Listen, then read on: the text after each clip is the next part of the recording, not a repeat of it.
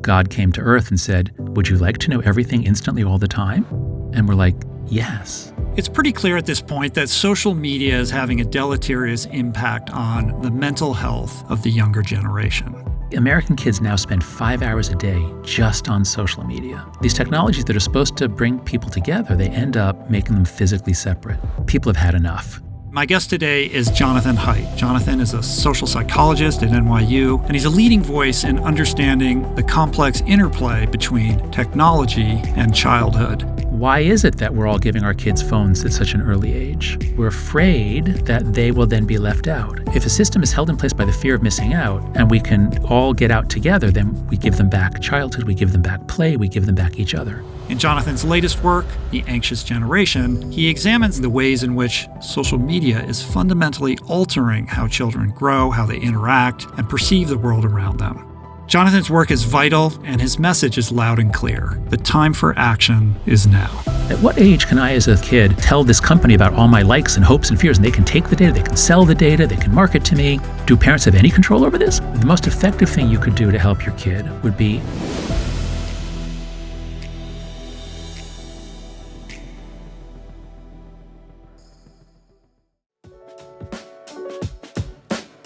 Today's episode is brought to you by the awesome organizations that make this show possible.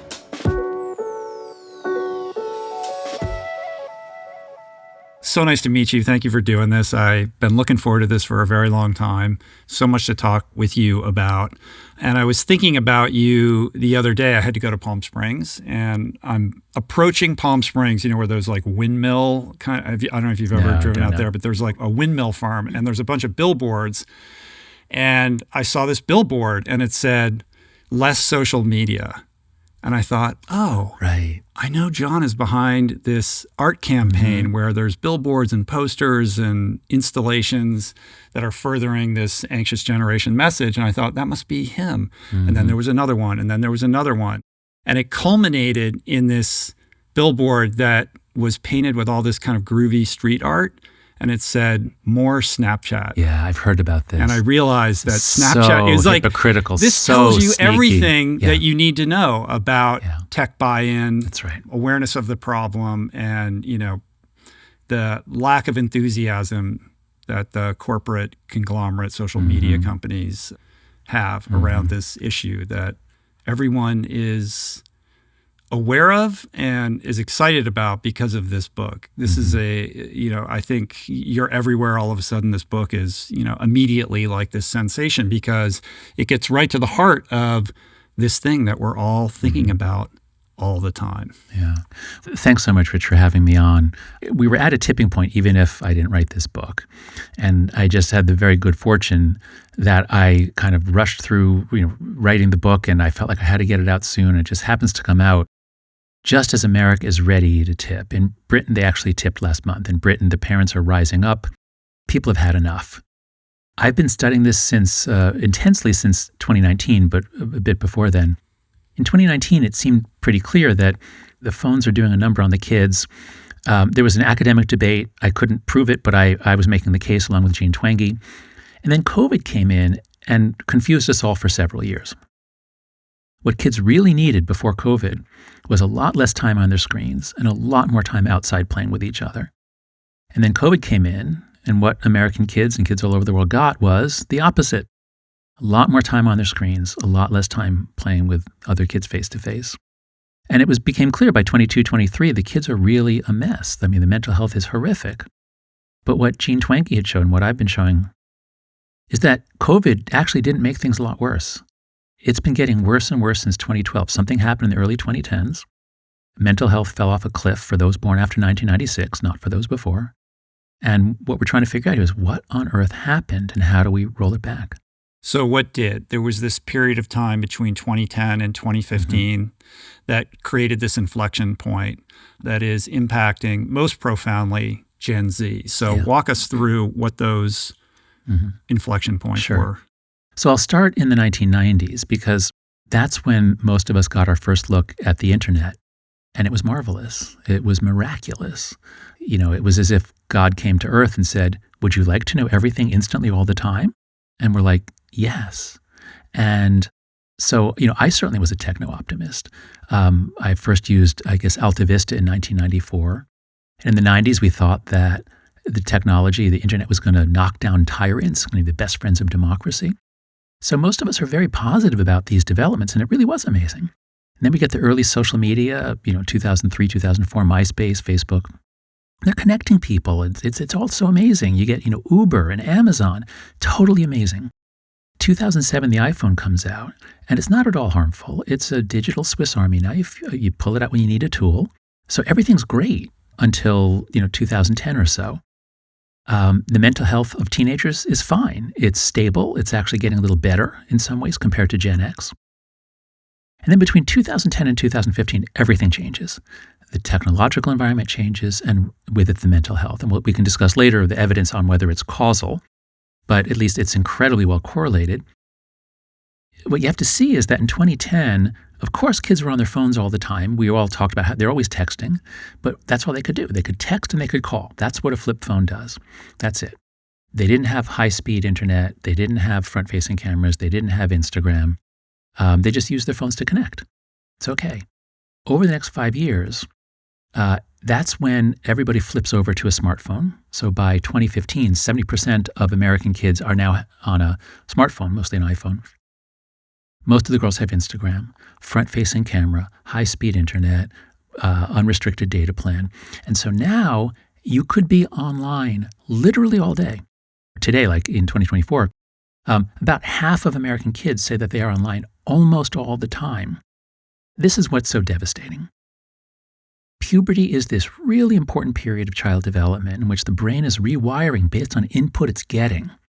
And all around the world, adult societies help their kids through that transition. How does a boy become a man? How does a girl become a woman? And what we did in the early 2010s is we said, how about if we don't help you with that at all? How about if we give you a device which will take up all of your attention, like everything that isn't nailed down to something, it's going to go to your phone. And a lot of that attention is going to be to random weirdos on the internet who are selected by an algorithm because of how extreme their performance is as voted by other random weirdos on the internet. How about if we let that socialize you? So in all these ways, going through puberty in, say, 2005, like a millennial, versus 2015, like Gen Z, made all the difference in the world. And I believe that's what has caused, there are many causes, but that's the biggest single cause of the gigantic increases in anxiety, depression, self-harm, and suicide that are the characteristics of Gen Z. Yeah, on top of that, you have things like the like button and the onset of these algorithms that continue to kind of fragment us and atomize our news feeds. And the App Store, which opens up the iPhone to an entire universe of new possibilities where billions of dollars are poured into apps designed specifically to hijack our dopamine system and addict us. And when you have a young brain that's going through puberty, I mean, what is going on neurologically that makes a human being at that age more vulnerable to the lures and the wiles of what one can find on the iPhone, and what is the kind of permanent damage or what can be undone and not undone. Right. So in the book, in chapter 2 and 3, I spent a lot of time going into what childhood is. Human childhood is this amazing evolutionary adaptation. It's different from any other species. All mammals have comparatively large brains compared to other taxa. And all mammals wire up those brains with play. Play is a really important part of being a mammal. And really sociable mammals like monkeys and dogs and humans, they have to play a lot more to develop the social skills. So the human brain actually grows very fast in utero, of course, and then it continues to grow very fast for the first few years.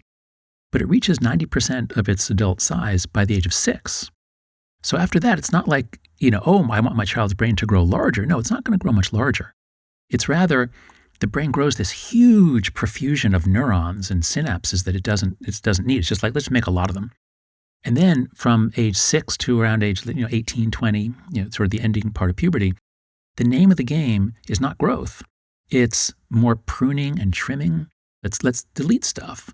And the stuff that remains, we're going to wire up more tightly, and we're going to put a myelin sheath, a kind of a fatty substance around them to make them insulated.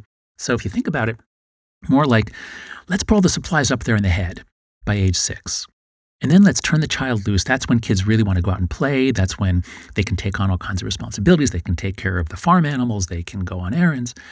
We're going to send them out into the world. And what they're doing is they're going to be telling, the experience will tell the brain what's useful, what do we keep, what do we trim away. The period of fastest trimming is during puberty. So, from 6 to 10, 11, they're playing, they're mastering physical skills, their brain is tuning up. But once puberty starts, then it really accelerates. And it's not just like basic skills, like how do I, run away from a predator, or it's all about identity. Who am I? What do I do? What's my role here? How do I be a good member of my society? What's prestigious? What's shameful? So it's really advanced social development. And social development is neurological development. It all has to be based in the brain. So if we think about puberty, especially early puberty, let's say ages like 10 to 14, that I think is the most vulnerable age, especially for girls. Boys start puberty a little bit later. That's the period where we should be most careful about what our children's experience is. And unfortunately, it's exactly the period in America now, and Britain and other places, where we give them their first smartphone around age 10 or 11. Middle school is now dominated by smartphones. During class, it's dominated by smartphones. The kids are on, they're texting.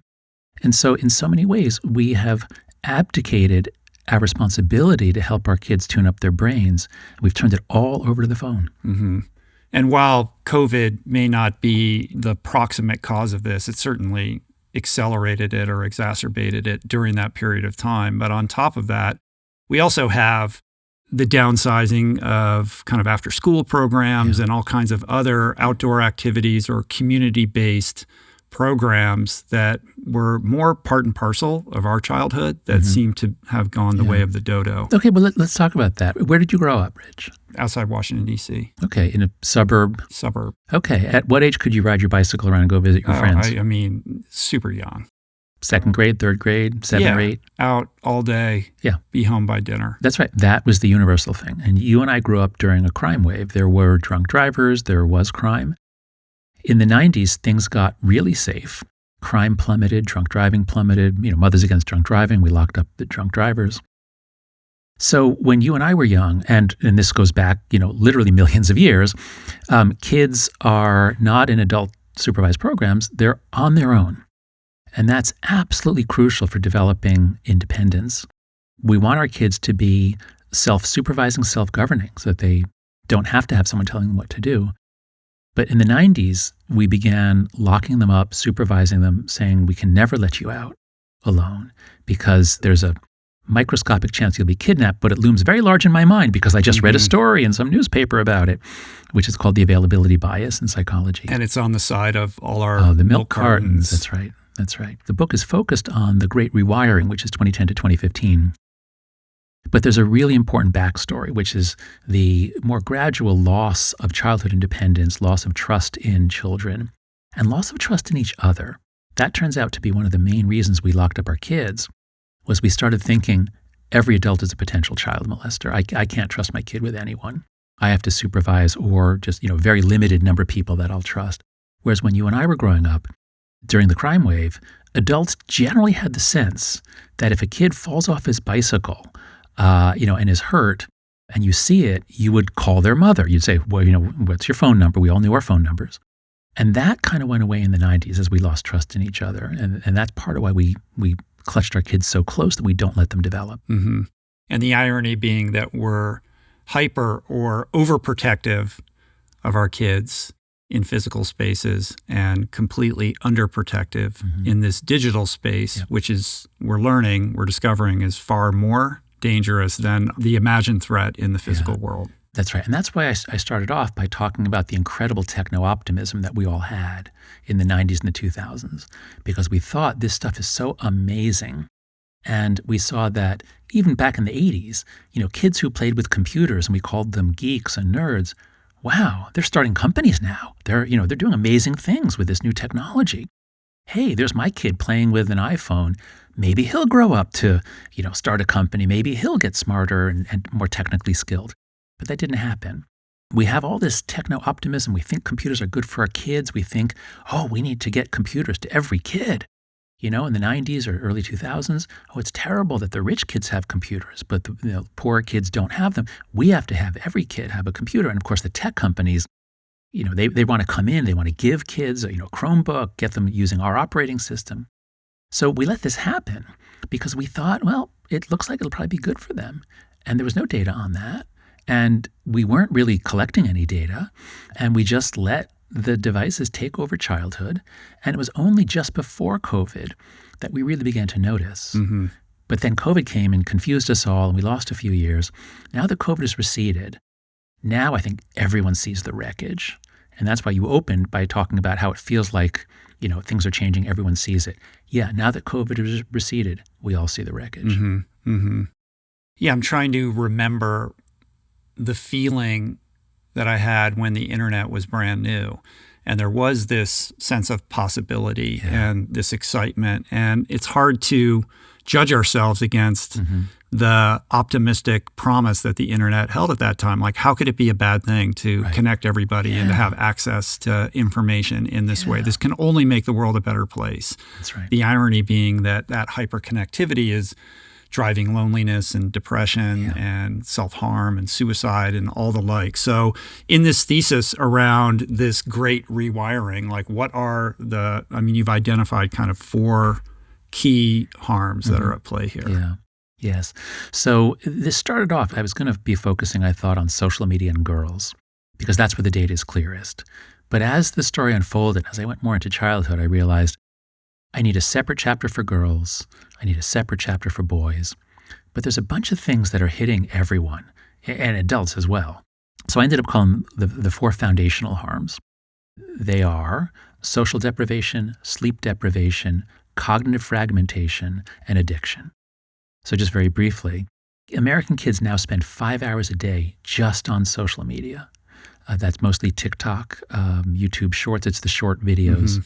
Also longer videos on YouTube. And it's also Instagram and a bunch of other things. So 5 hours just on social media. And then another 3 to 5 hours, depending on the study, another 3 to 5 hours on other screen-based activities. And none of this includes homework. This is all just leisure. So, 8 to 10 hours a day on their devices, that pushes out almost everything else, or at least it minimizes. Think of all the good things you did as a kid, or think of all the things you'd want for your children today. Would you want them to have any hobbies? Would you want them to read books? Would you want them to go play outside? Like everything that you could want for your kid. Cut it by 90% because they have to spend all this time servicing their network connections and keeping up with what's on TikTok. So you cut out all that stuff. What really matters? So the 2 that are foundational, the 2 that just we know are just really important for mental health and for child development are time with other kids and sleep. Like, who could argue with this? And the data on social deprivation is just stunning. A couple of my favorite graphs in the book, in that they're kind of horrible, but they're dramatic. One is the amount of time that Americans spend with each other. So these are studies, the American Time Use Survey, I think it's called. They ask people to fill in detailed records. What were you doing at this time, this time, this time? And when you look just at time outside of work and school, how much time are you spending with your friends? And for older people, in their 30s or beyond, it's less than an hour a day because people are busy, they're married. But for teenagers, it was always like 2.5. It was a lot. Like they spent a lot of time with their friends. Like, you and me, after school, you're just out with your friends. So that begins dropping in the 90s and 2000s as kids get more, television time and more internet time. It is dropping. But when you hit 2010, 2012, it plummets. It falls really fast. And one shocking finding is that, for the older generations, you see it drop with COVID. Like you see it goes from 40 minutes to 20 minutes. Like we were locked away. You really see a drop. But for teenagers, what you see is the drop from 2019 to 2020 after COVID restrictions was no steeper than the drop from 2018 to 2019. Oh, that's interesting. In other words, they were already socially distancing so fast since 2012 that COVID didn't even speed it up. Wow.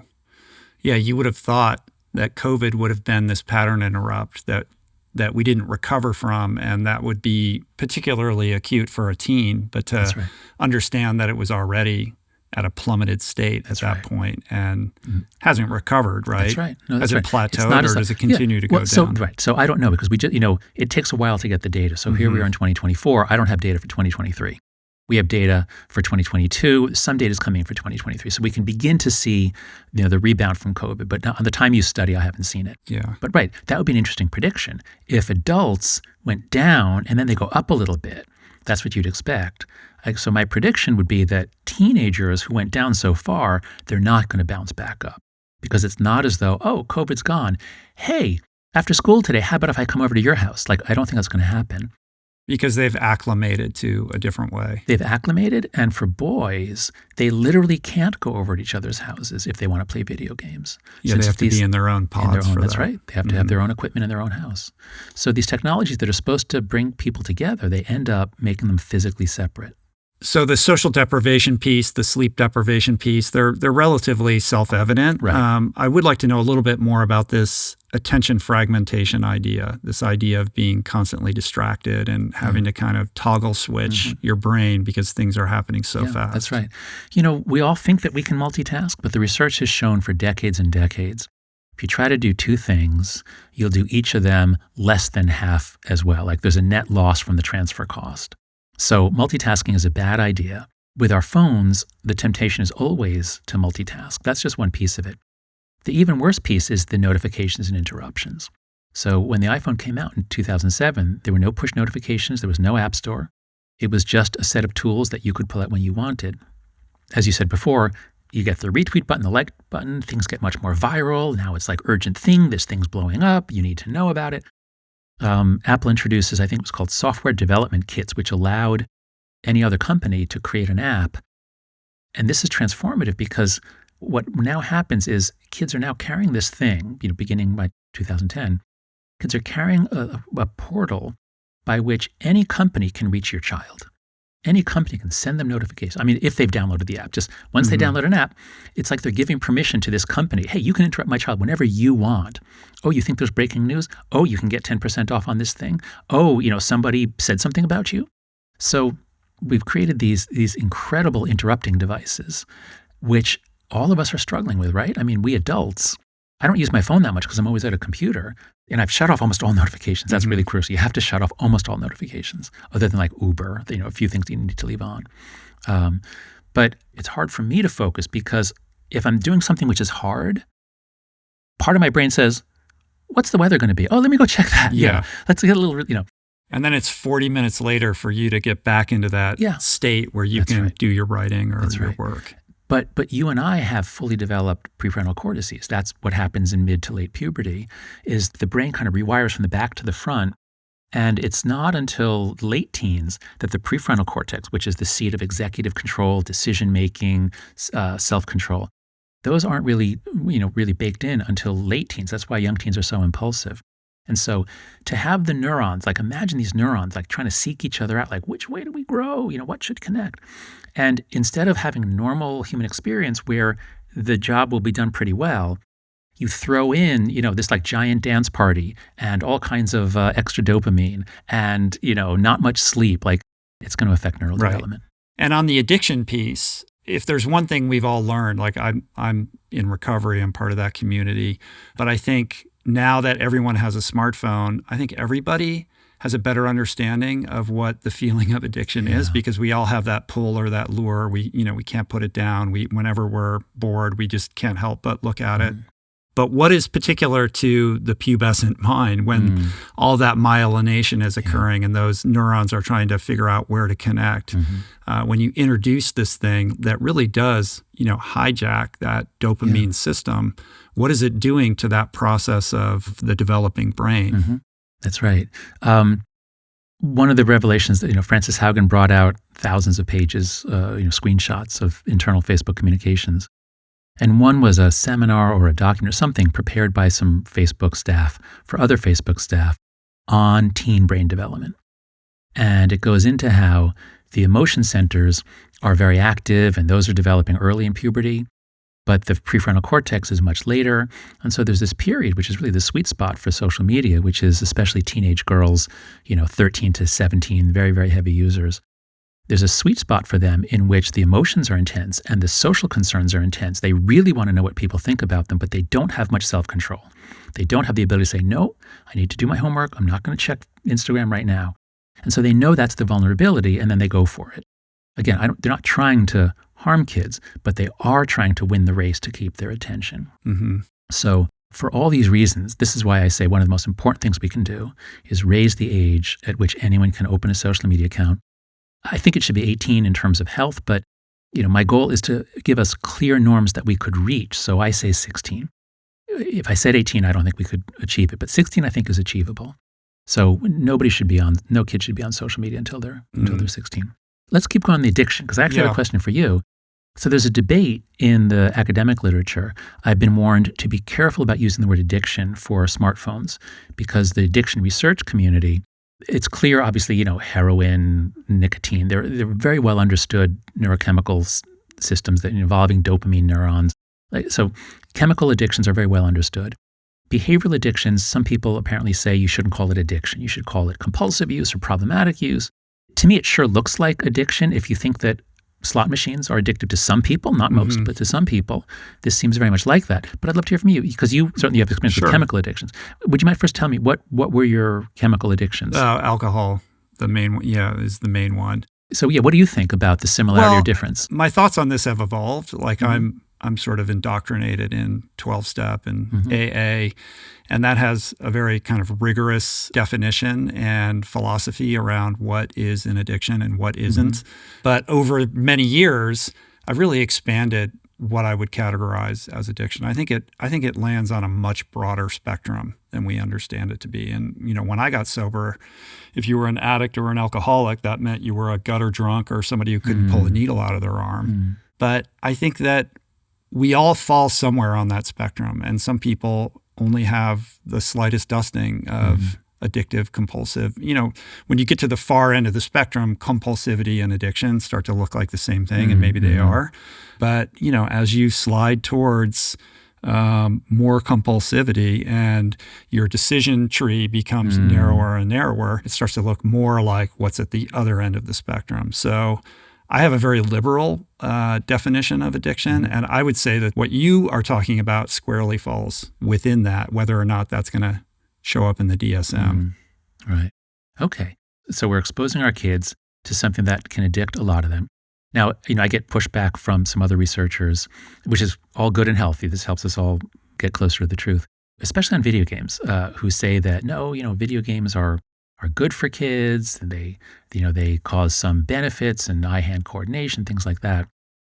In digging into the data on addiction, what I found, what I report in the book, is that video games are not particularly harmful for boys in general and on average, whereas social media is harmful to girls in general and on average. Not all, but a lot.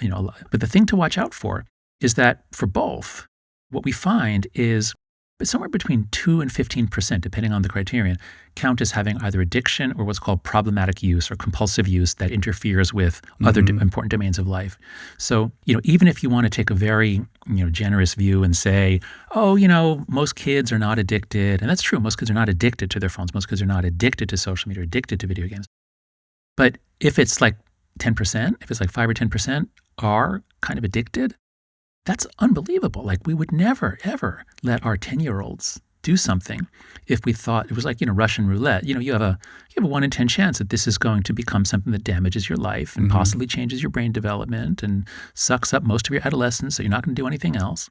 So, I definitely don't want to put the word out there, parents, don't let your boys play video. I would not want to say that. But just know that something, high single digits are going to get more or less addicted. So you really have to watch out for that. And so that's also your spectrum. So you think it's a personality trait. Like, some people just have a brain that is going to be easily pulled into addiction, and some people it's much harder to pull them in. I think that that's still the case. I think there are certain people who are more prone to this. Yeah, I think that's of course. True. Yeah. But I'm not sure that anyone is in an opt-out situation. Right.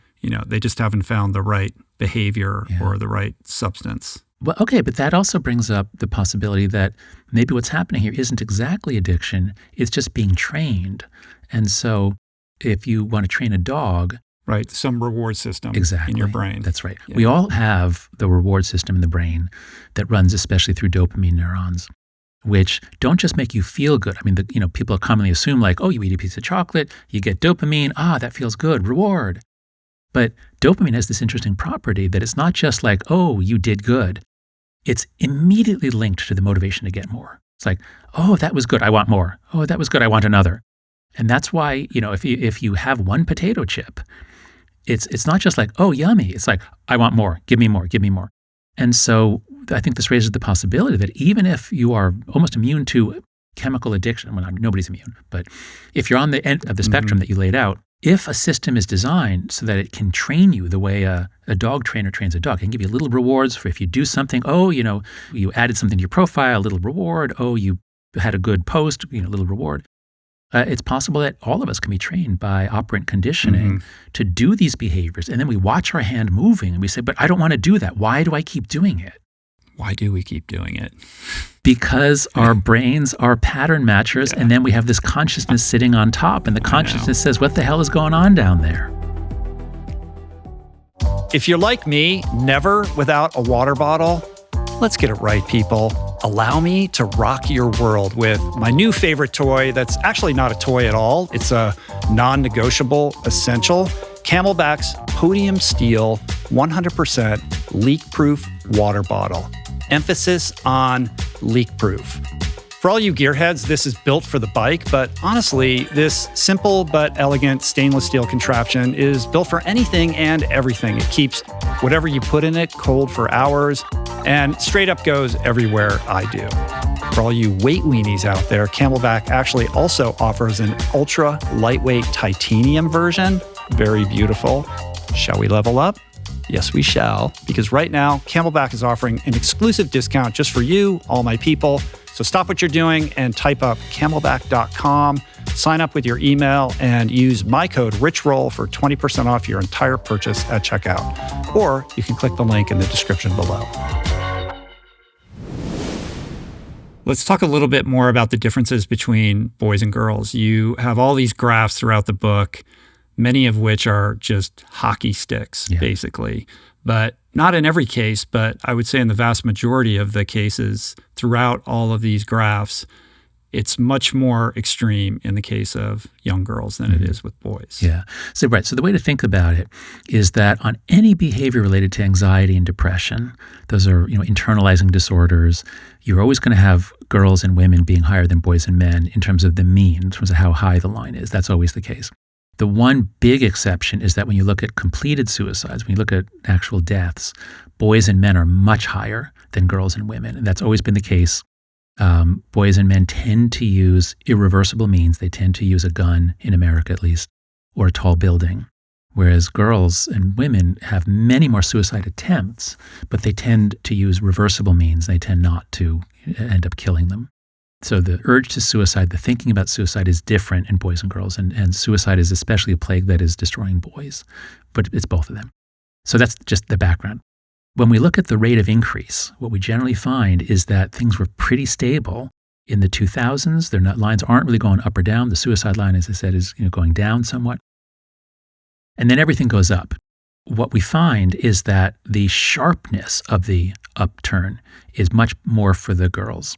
That is, the girls, it's like nothing's going on, lines are steady, and then boom, you hit 2013 and they all go up. Whereas the boys, it's more curved. The boys, they begin going up a little bit earlier, like even 2008, 2009, and that might be, this is speculative, but it might be as the boys are doing more and more multiplayer video games, they are moving away from their friends, from being physically present with their friends before the girls do. But I'm not sure about that. In any case, the point is the boys' mental health begins to show some signs of deterioration before 2010, and then it accelerates in the 2010s, but it's not directly pegged to 2013 the way the girls are. And the percentage increases are, you're right, they're generally larger for the girls, but not always. Sometimes the boys' percentage increase is similar, it's just that they're at a lower level, so their graph doesn't look like a hockey stick as much as the girls. And so how do we understand this? Can you unpack what's going on here that's creating that differential? Yeah. So what I do in the Anxious Generation is I lay out what childhood is, what adolescence is, and how we subverted it. And all of this would suggest a gradual change in mental health. Gradual meaning not a single year, like, over 5 or 10 years. That's the larger story. And that's true for both boys and girls. But then there are some specific things happening for girls. And I think the main thing is the key year that they all get wired up to each other is 2012, 2013. And the reason is because, as we said before, they're going from flip phones to smartphones. That's part of it. They're going from no notifications to lots of notifications. That's part of it. They're going from no front-facing camera to front-facing camera. That's part of it. You get the filters, the way the girls can press a button and make themselves more beautiful. But I think the real thing to keep your eye on is that in 2012, Facebook buys Instagram. Before then, it had a very small user base. It was, adult photographers were using it. Facebook doesn't change the platform very much in its early years. But that's the year that there's huge publicity. That's the year that all the girls get on. Or I should say it becomes normal and typical for teenage girls, even in middle school, to start that, you lie about your age, you can open an Instagram account. And so it's when you super connect girls, they are much more vulnerable to emotional contagion than boys are. Because of group friend dynamics? Well, it's a lot of things. In part, there's a very deep psychological difference. This is described by Simon Baron-Cohen, one of the leading autism researchers, that boys are a little bit more over on the spectrum towards autism. In utero, we all start off as female fetuses with female bodies and female brains. And then when testosterone is triggered around the 10th week of gestation, you get the testes are activated, you get a little testosterone. The body begins changing over to the male pattern, and the brain begins changing over to the male pattern. And the male pattern is higher on systemizing, lower on empathizing. This is just on average. There are lots of exceptions. But boys are shifted over a little. They're more likely to like reading subway maps and computer programming and things that are high systemizing. Boys will grow up to read popular mechanics, whereas girls are a little lower on systemizing, higher on empathizing. They care more about what's happening to other people. They remember more about, how's your sister? Last time you told me that, that she had appendicitis. They think about who's related to who and how. So girls are a little more socially aware. The differences here are not big on ability, but they're very big on interest. What boys like to do if you give them freedom versus what girls like to do if you give them freedom is really different. And so when social media comes in and instantly you can see how everyone's related to everyone, what everyone is saying about everyone, that's behind door number one. Door number two is you can form teams that will combat each other with swords and flamethrowers. Mm-hmm. Which door do you want? And the girls say, I'll take door number one. And the boys must, I'll take door number two. Now, the video games are not particularly harmful unless you play them a lot and with, you get addicted. Whereas the social media, I think, was harmful to most girls because you're super connecting girls who are more open to sharing emotions. And what emotions are they sharing? Well, even if it was even positive, negative, a basic truism in psychology is that bad is stronger than good. So in a marriage, John Gottman's research, if I say twice as many nice things to my spouse as criticisms or bad things, we are headed for divorce very quickly because a 5-to-1 ratio is sort of the minimum. Like if it's 5 good things to one thing, then maybe you'll be okay. But bad is stronger than good. And so if some girls are sharing their anxiety, their depression, that's incredibly contagious. It literally will make other girls directly more likely to be depressed and anxious. And it also conveys a subtle message of valorization, that it is prestigious to do this. It is rewarding. If you do this, you get so much support. And the more you do it, the more support you get. So that's why I think, I can't prove this, but I do think that we often see this big jump between 2012 and 2013 for the girls. And I think it's because that's when they hyper-connected and that's when they began sharing contagious emotions. Also, I would imagine just the sort of low-hanging fruit, obvious thing around knowing what everybody in your friend group is doing all the time. Yeah. And, 24/7 feedback on where you stand within that group dynamic. And if you're not invited to the party, being able to see, what's happening at the party in real time while you sit at home. That's right. And good, because this gives me an opportunity to talk about Snapchat, which I don't talk much about, but I'm going to start. My daughter is 14. She really wants Snapchat. I didn't let her have Instagram in middle school. And that she's actually fine with. She could see that, as she put it, the girls on Instagram are stupid. She said that to me in 7th grade, like she could see what it's doing to girls. But she wants Snapchat because that's what they all use. You could just do it all with texting, but they're all on Snapchat. And so I wasn't sure what to say about Snapchat. I had a strong sense. At first, we don't have nearly as much research on it as we do about Facebook and Instagram, which have been around longer and are more widely used, or used to be. I had the general sense that Snapchat wasn't so bad because it's mostly just texting, texting with photos. How bad could that be? My views about Snapchat are getting more negative as I think about a few features. One is the heat map, as you were describing, the ability to see where everyone is. So boy, do you feel left out.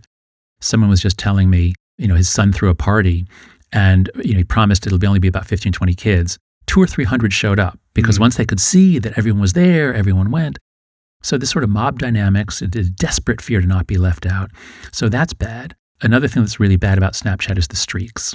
That I think the company should be ashamed of. They claim that they are trying to help kids, they're helping them connect. The streaks, which is where, they'll tell you, you have a 2-day streak with this person. Don't break the streak. You better send them something today. So you have all these kids who have other things to do in their life. They have to service their Snapchat streaks. They have to sit there. They have to post and post and post and post, not because they really want to, but in order to keep the streak.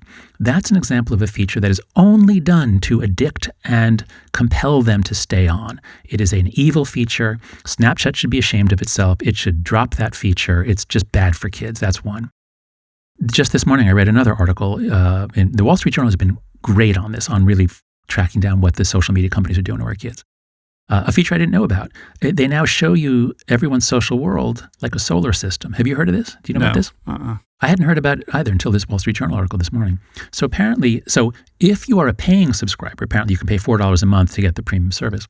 If you're a paying subscriber, then it shows you your social universe. Like, here's you. Here are the people who are closest to you. As we calculate based on your communication, we can see this person is your Mercury. They're the closest to you.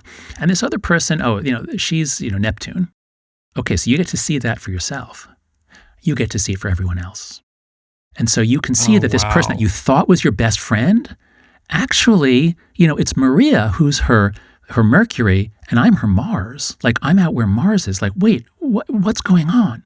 And so this is a cruel, cruel feature. I mean, I cannot believe that they do this to kids. I had never heard of that. Yeah, I hadn't either. I think it might be a new feature. That feels but I would pretty call on, pernicious. It's horrible. Yeah. So, I think Snapchat has a lot to answer for. I have not picked on them until now, but I'm going to start picking on them. I really think that they're doing bad things to our kids. You teach young people at NYU in the business school, and I know that you've taken a poll. You asked for a raise of hands around who would be willing to let go of their social media accounts, or how much money would it take? How much would I have to pay you, or would you pay to get off it? So explain a little bit about what you discovered in doing this. So my analysis all the way through, and this is the major theme of the book, is that we're all stuck in a set of collective action problems.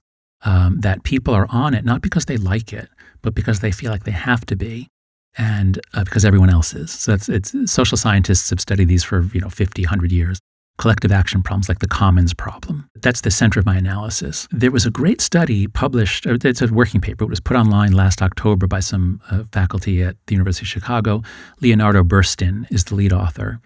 And so I read this after I turned to the manuscripts. This is not in the book, but I mentioned it in this Atlantic article I wrote a few weeks ago. What they did was they said to college students at a number of schools, how much would we have to pay you to get off of Instagram or TikTok? Some were, it was studied on TikTok, some Instagram. How much would we have to pay you to get off for a month? And, people say some amount of money. I think the average was $50, but, some people it was a lot more. So this is a standard thing that economists do to measure the total value of something to society. If I said to you, how about if you didn't use any mapping programs, street mapping programs for a month, how much would you pay to avoid that? Well, that's a pretty good measure. You know what? People really value this. Like, we all get it for free, but actually, it's worth, $1 trillion to the total sum of Americans or, humans. So it's a common economist technique. By that measure, TikTok and Instagram are incredibly valuable companies delivering enormous value for free. We all get it for free. Okay. But this is not a normal consumer product. This is like an addictive drug. This is a trap. And the way that they showed this, what they found, was they said in another condition, they said, okay, now we're trying to get the great majority of people at your college to do this as a mass experiment.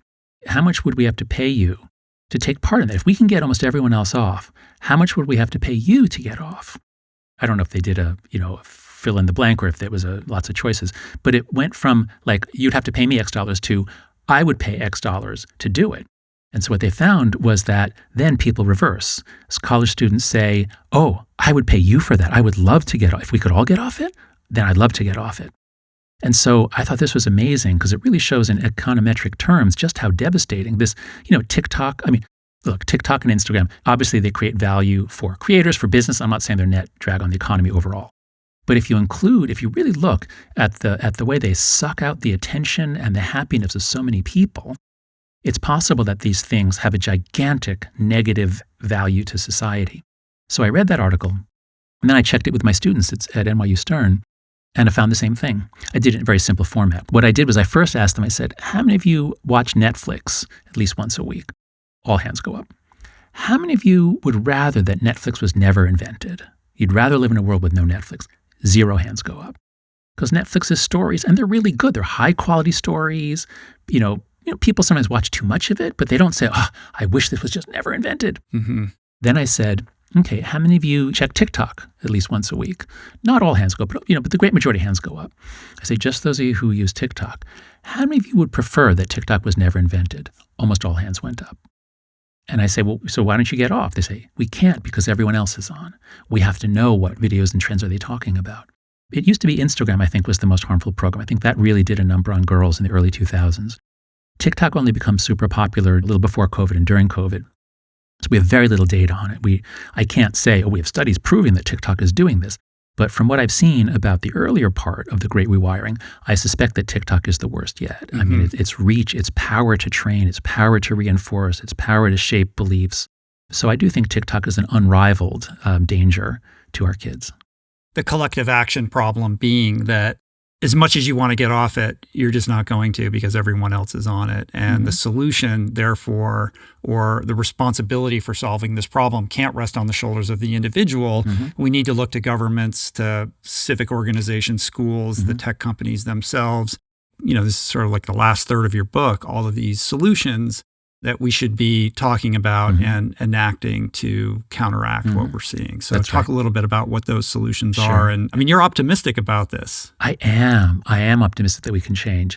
And I think that because most people want to change, because these 4 norms that I propose are actually pretty easy to do if we all do them together. So I think we can do it even if we never get any help from Congress. And here's why. So the first norm is no smartphone before high school. Because the parents are all in a trap. The reason why you give your kid a phone when she's 10 or 11 is because she says, Mom, everyone else has a phone and I'm left out if I don't have one. I'm alone.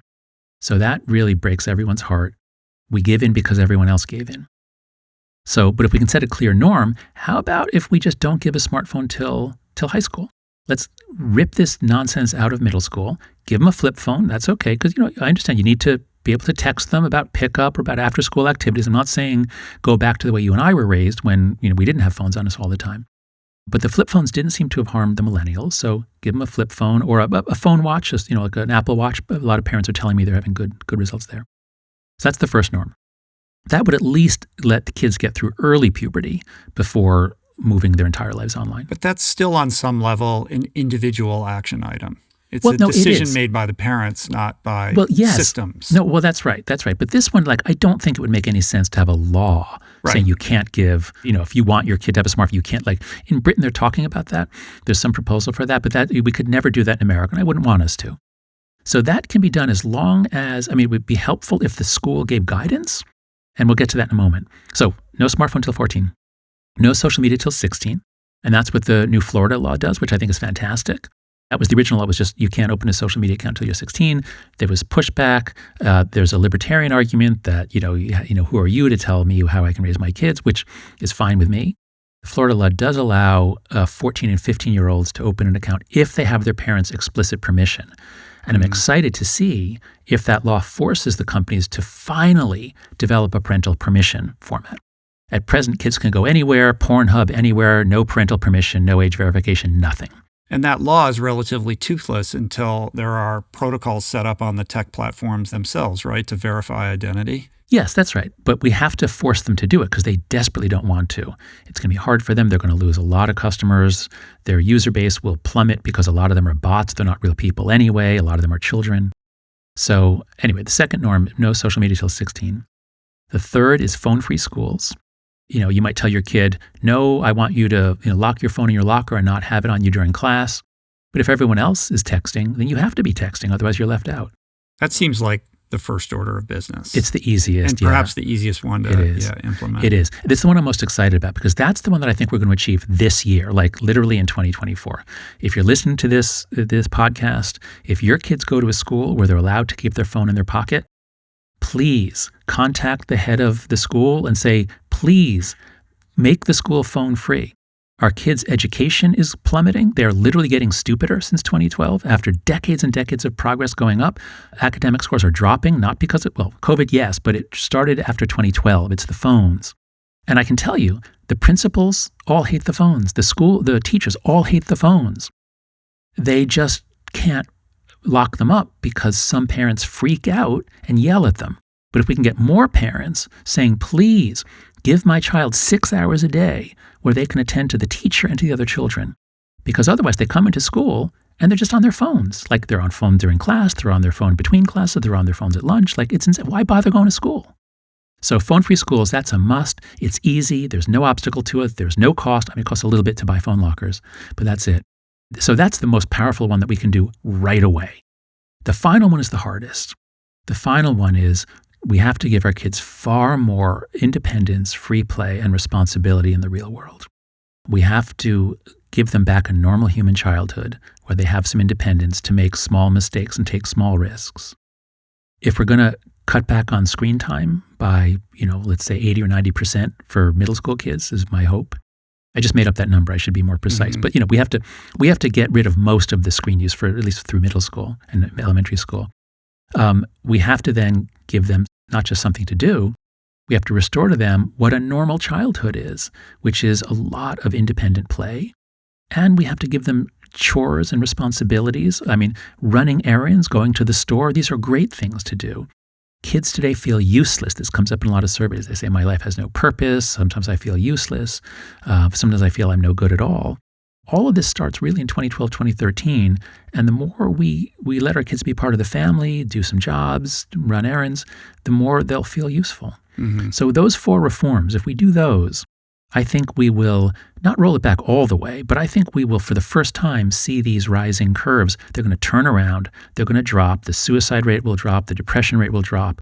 Again, I can't say it's going to go back to where it was in 2010, but I think we can really bring it down. And so far, it's done nothing but rise. I'm going to play devil's advocate for a minute. Please, I love that. There's a variety of arguments, counterpoints to your thesis.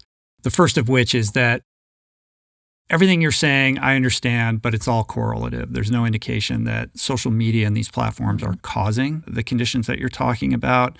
There was an article in Nature that just came out about this. There are many other causes that we need to look at, economic disparity and lack of opportunity, the opioid crisis, things like this. The other big one is this just typical moral panic. Yep. We see this every generation. Those are the 3 arguments I hear. Okay, let's go through them. Those are exactly the 3 arguments. I got a couple more, but go ahead. Let's do those 3. Yeah. All right. So the first thing, it's all correlational. So we all know that correlation does not show causation, that we need experiments. Well, guess what? We have experiments. There are a lot of them. So I get really fed up when journalists and other researchers say, it's all correlational. No, the fact that we have hundreds of correlational studies, most of which show an effect, a correlation, doesn't negate the fact that we also have dozens of experiments that show causation. Studies like when you assign kids to go off of social media for a month, if you assign them to go off for a day or 2, they're not happier. Because of course, if you take someone off heroin for a day or 2, they're not happier. But those that look for a month or longer, the great majority find an effect. So that's the name of the game, is experiments showing causation. We've got them.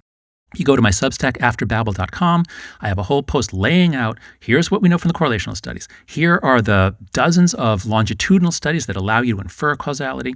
Here are the dozens of experiments that allow us to infer causation more strongly. So there's a lot of experimental evidence. So it's just not true that it's all correlational.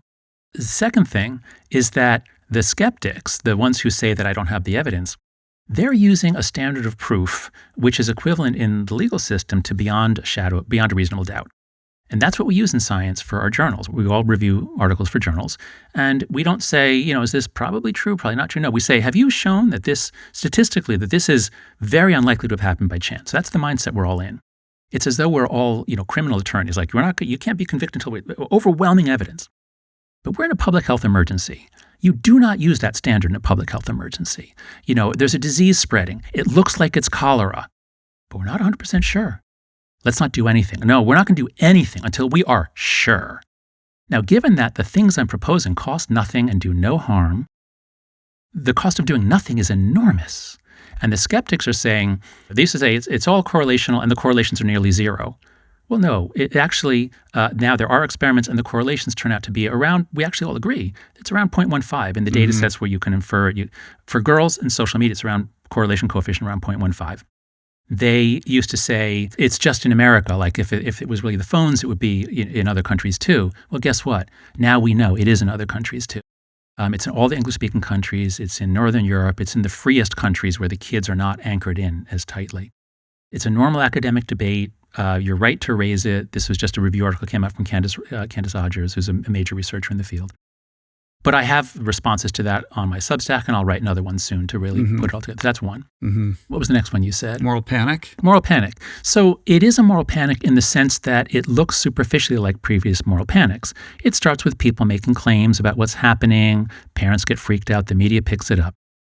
So these media researchers there's a small group of them who criticize me on this because they say it's just another moral panic. To which I say, I understand your point. It might look like that at first.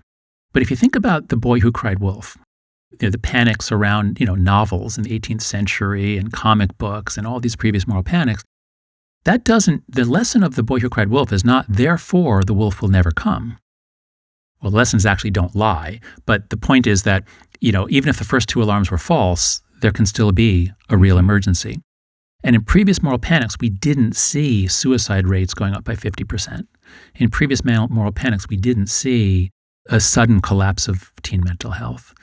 In previous moral panics, the stories were in the media. It was a story in the media about a kid who, smoked marijuana and went and killed his parents. Like, you read about these freak stories. That's not what's happening now. What's happening now is everyone sees it, if not in their own kids, in their friends' kids. So in many ways, this is very different from previous moral panics. I think Jean Twenge and I, we're called alarmists, but I think the proper term is alarm ringers. We're ringing an alarm. We could be wrong.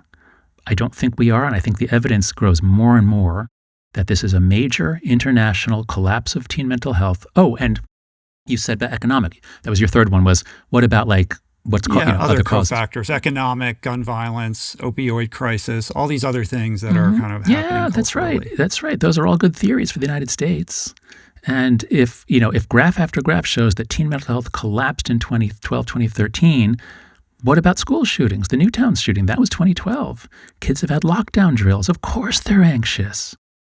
But why did girls start checking into psychiatric wards in New Zealand the same time, and Canada, and the UK, and Australia, and Northern Europe? Why was this a global coordinated response of teen girls, especially younger teen girls? Because of American school shootings or because of American inequality or anything else. That's when I really began to feel like, oh my God, this is gigantic. This is not just some social science anomaly of the US that we can debate about for decades. This is happening in many countries. The increase in mental illness has not we don't find evidence of it yet in East Asia. East Asia is very different. But at least across the developed world. Democratic, open Western societies. That's right. Yeah. That's right. One of the things I'm trying to understand better or make sense of is how you square another thing that we're seeing in Gen Z, which is a greater capacity for empathy. You're going to have to explain that. Tell me what you mean. Well, I think there is some understanding that this generation has been acclimated to mental health in a way that we weren't. And there's a whole corner of TikTok that's just all about mental health, and they're learning about mental health at an earlier age. And there's a sense of sensitivity around that. Yeah, and how does that work within the context of the statistics that you're seeing? Right. So first, are you presenting this as like a good thing? Like it's a good thing that this is happening? I don't know. I don't know. I mean, if I'm being honest, I guess I would have a predisposition to think that would be good. Right. Because you and I are from a time when there was a stigma around mental illness. My mother sent me to a psychotherapist when I was in middle school because I developed some tics, and that was shameful. Like I didn't want to admit that to other kids. So there was a stigma to mental illness, to seeing a therapist. And so you and I have the intuition that, well, yeah, let's decrease the stigma. That would be a good thing. And that is a good thing. We don't want people to feel ashamed of who they are or what problems they're facing. So that's all good. I think the stigma was pretty much gone by 2010. Like, we really were successful in destigmatizing therapy and mental illness. In the early 2010s, I believe what happened is not just that we removed the stigma, but that we reversed it. That is, on Instagram and YouTube originally, and now on TikTok, there are these gigantic communities of around every possible mental illness. And what effect do they have on kids? Is this a good thing? Giving them more information? Or is it making them increasingly more and more fragile and unresilient? Well, that's right. Because what happens, because of the way the algorithms work, the ones that are presented are the most successful ones. The most successful ones are the most extreme ones. And so if you have maybe a little bit of a tic, or maybe if you don't, there's actually a diagnosis now. There are these tic disorders. They're not truly Tourette's, but they look kind of like Tourette's. The people really believe they have them, but they develop involuntary motor tics. And in one of the best known examples, they shout out the word beans because there was a British woman, Evie something or other, who she might have really had Tourette's, I don't know. But she would shout out the word beans, and then all these girls would watch her, and then they would shout out the word. They would develop similar things. So as we were saying before, girls are more open to influence from other girls than boys are from other boys, especially emotional influences. So immersing our kids, especially middle school girls, immersing our kids in a community in which mental illness is valorized and mental health is a source of shame because you're somehow insensitive. You think you're so happy when the rest of us are miserable. I've heard this from some kids. So no, I do not think that TikTok and Instagram and all those things are good for the mental health of people who are suffering from mental health problems.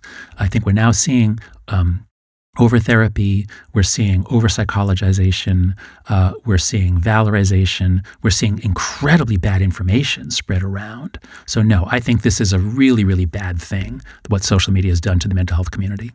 In terms of misinformation, like looking more broadly down on the internet, we're seeing this increase in fragmentation. Mm-hmm. We no longer enjoy a monoculture of any way.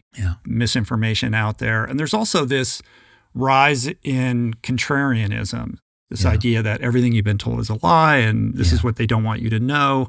And so people are walking around in all manner of myriad alternate realities about what is true and what isn't. So my first question is, what is this doing to our brain? Mm-hmm. And then secondarily, the existential question, like, can we cohere as a society, as a democracy, when we can't even agree upon a shared sense of what is true and real? Yeah, that's right. I won't have much to say about the first one because while I'm learning a lot about what social media and other things are doing to teen mental health and teen brains during puberty, I can't exactly say what our current information environment is doing to adult brains.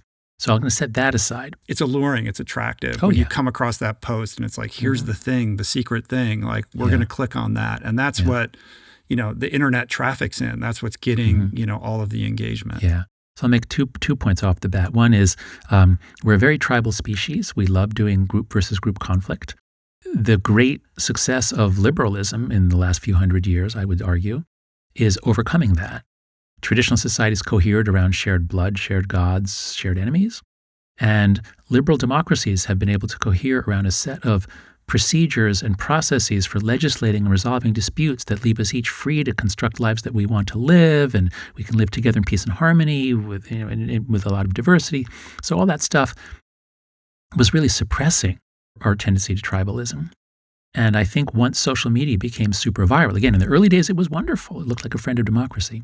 But once you get the like button, the retweet button, everything converts to being super duper viral after 2009. This now is what leads to the fragmentation of everything. You used the word monoculture before, and I think many of your listeners would flinch, like monoculture. We don't want a monoculture. Mm-hmm. What we want is a rich culture with lots of little pockets of communities and lots of different ethnic groups can have their own culture. But it's against the background of a common American understanding, not perfect, but some sense that, there was an election and we had procedures and this person won, some sense of here's what American history was. We always argue about the details, but there has to be some way of making sense of things together.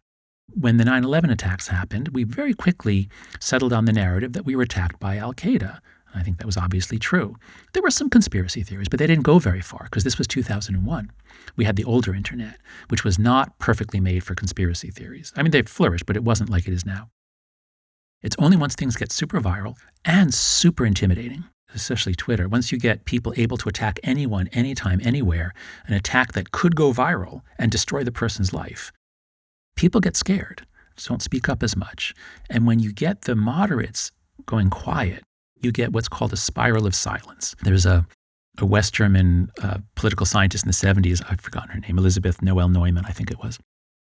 She wrote this really brilliant article about, looking at the whole communist countries just to the east of her, where when you attack the moderates on your side and they go quiet, and all you hear is people more extreme, everyone gets a sense of like, this is what public opinion is. Oh, this is what people think. And then once you get that, the new moderates, the new people on the edge, they get attacked and then they go silent. And that shifts the perception even further to the extreme. So this is now happening on the left and on the right. So we see it, I believe, in the Republican Party with the loss of all the moderates. There are hardly any moderate Republicans left in Congress. And I think the party, is going off the deep end in many ways. We see it on the left, not so much in the Democratic Party, in which the moderate wing actually generally wins over the more radical wing. But in the left, I believe we see it in the institutions that are dominated by the left, which are primarily the epistemic institutions, anything about generating knowledge. So universities, media, journalism, the arts, museums, in all those areas, we see, almost everybody was on the left, but they were mostly true liberals. They mostly believed in free speech. They believed in truth. But once the moderates get attacked and silenced, now the people who speak up are the people who are further to the extreme who say, our goal isn't knowledge. Our goal isn't to preserve the best of what's been thought and said. Our goal is to bring about racial equality or divestment in Israel or whatever, like some political goal. And when you do that, then you're betraying the institution. You're betraying the mission of the institution. And of course, the public loses trust. So I think what social media has done by silencing moderates, by super empowering extremists, is it's shattered any ability for us to reach a common understanding of what's happening.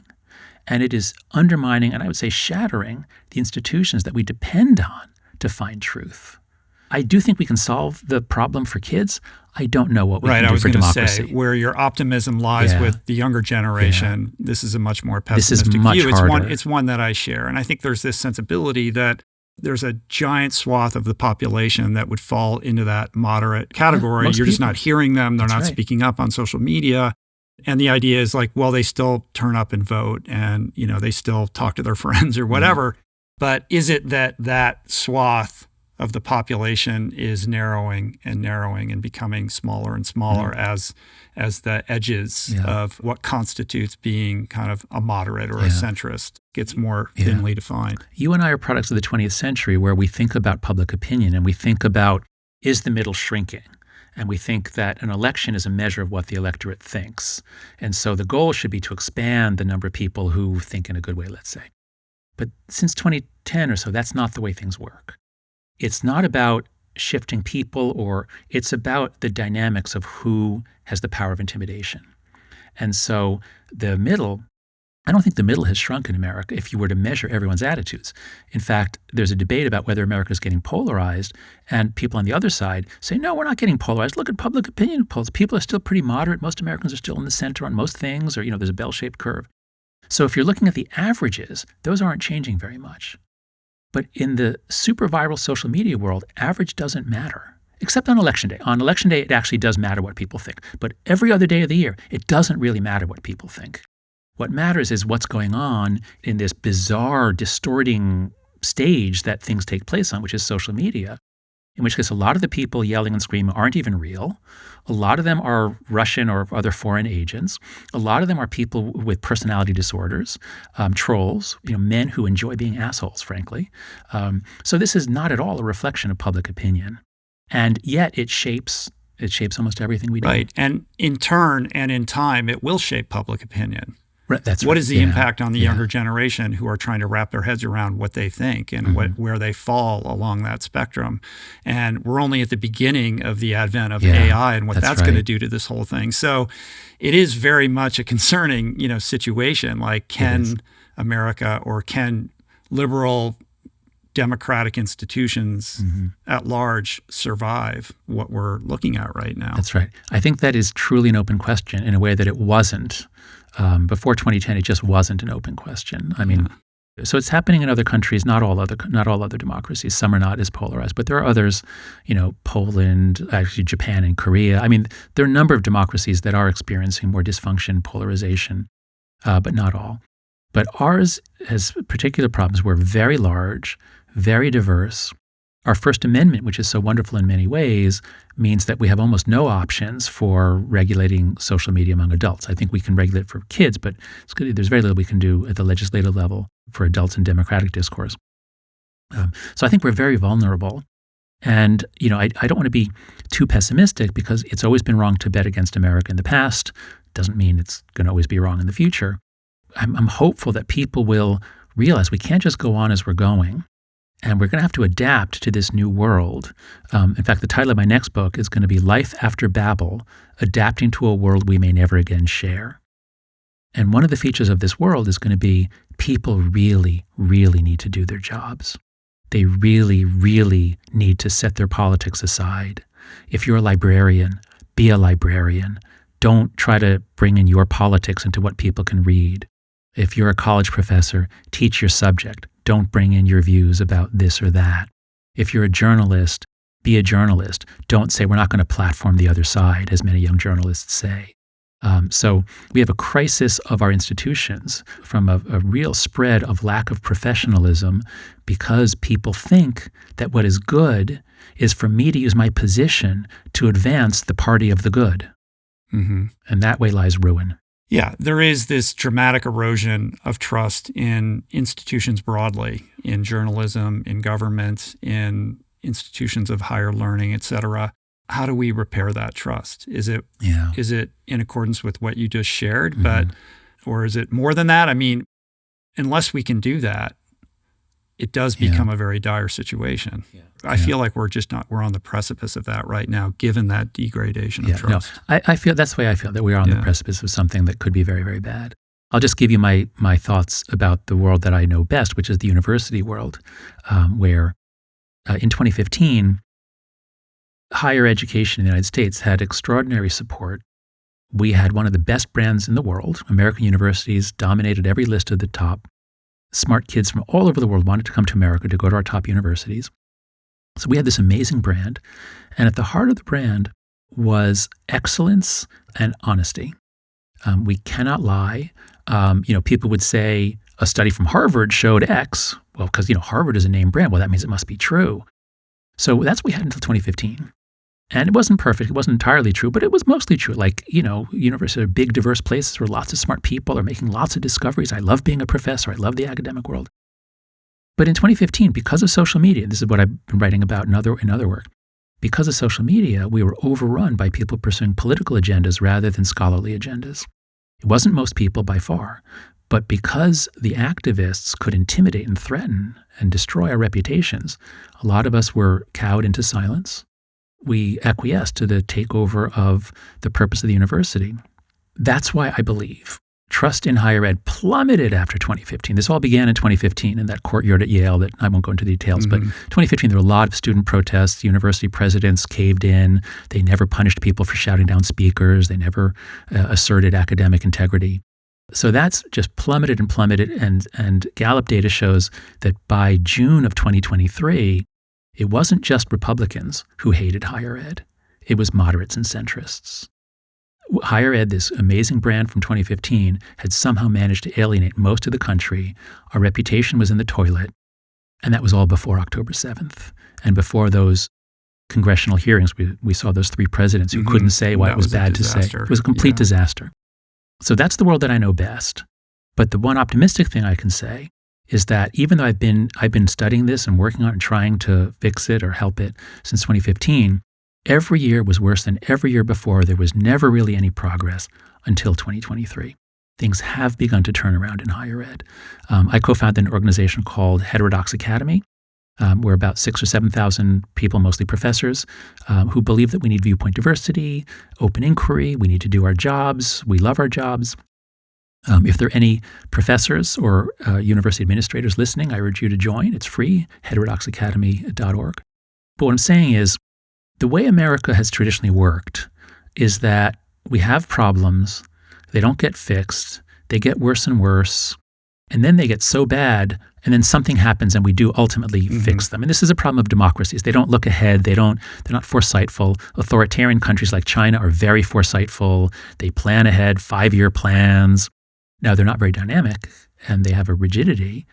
So even though the trends now are very bad for American political life, you should never assume that they're just going to continue. Something's going to change, and things could turn around. But your sense is that the pendulum has swung as far as it's going to swing, and it's swinging back now a little bit for the into first time, into some balance. For the if you'd asked me this 2 years ago, I would have said, I don't think it's a pendulum. I think it's more like a tower. A pendulum is a negative feedback loop where the further out it goes, the stronger the force returning it to the center. But a tower is a positive feedback loop where you push over a tower a little bit, the further you push it, the stronger the force pulling it over. So I had feared that universities and this ideological revolution was more like a tower. There was no way to stop it. But we're now seeing some signs maybe it is like a pendulum, which I think is a very hopeful sign. We've seen it in journalism too. The New York Times finally stood up for itself and started saying, you know what? If our reporter wrote something that you don't like, we're not going to fire them. Tough luck. We're journalists. And they hadn't really done that from 2015 until 2023, but they started doing it. They really started standing up, I think, better in 2023. Yeah. We could do several hours on what's happening in media right now and the gutting of journalism and all of that. We don't have the bandwidth or the time for that. But what I do want to talk about is this very interesting, somewhat unexpected chapter in The Anxious Generation, which is about the larger kind of more existential thing that's happening amidst this crisis, which is spiritual degradation, which is a chapter you wouldn't expect to find in a book like this. It's atypical. So talk a little bit about what you mean in this chapter and why you felt strongly about including this. I'm glad you picked up on that. It's an unexpected chapter because I didn't expect to write it. I expected to write a short book on what social media was doing to girls and expand it into a larger book on what the whole digital environment is doing to teens. And I was way behind schedule, and I told my publisher I'd have it in a certain date. I was like way behind schedule. But by the time I got near the end, I felt like, okay, I've laid out all this evidence about mental health and a couple other things in kids, but I haven't touched what it's doing to adults. And all of us are feeling it. We all feel fragmented, frazzled, overwhelmed.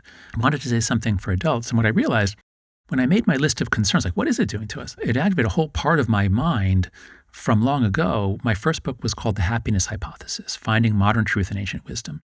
And what I did was I collected psychological claims from East and West thousands of years ago and today. Things like there's nothing good or bad, but thinking makes it so that's from Hamlet, but you get similar things in Marcus Aurelius and Buddha. So I learned a lot from writing that book about ancient wisdom. And what I realized is what a life online does to us, what social media in particular does to us, is the exact opposite of what the ancients advised.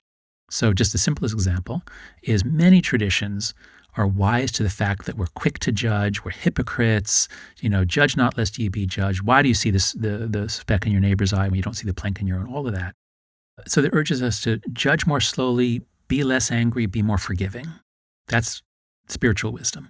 And what is a life online? What is Twitter or any other?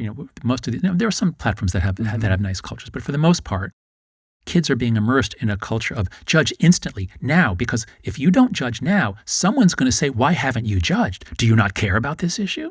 So it makes us hyper judgmental. It makes us not care about context. Whereas in reality, moral violations, moral concerns, they're almost always really complicated. There's always a story. But social media strips it away. So it makes us more judgmental. The ancients advise us to calm and clear our minds because when people are focused on their own concerns, their petty concerns, they're not open to God or other people.